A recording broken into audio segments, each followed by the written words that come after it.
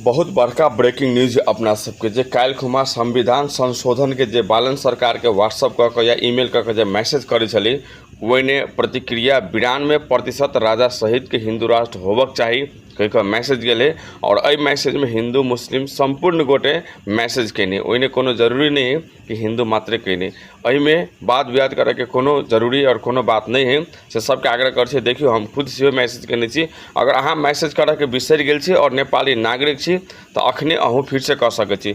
24 घंटा के सर्वे छलै जाहिमे 92% राजा सहित के हिंदू राष्ट्र के समर्थन कर चुकल है। बौद्ध, किराँत, मंगोलियन और राजा सहित के हिंदू राष्ट्र जाहिमे मुस्लिमों सब बहुत समर्थन केने।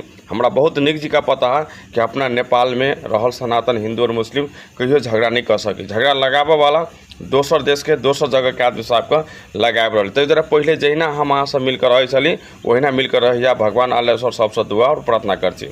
हस्त जय नेपाल।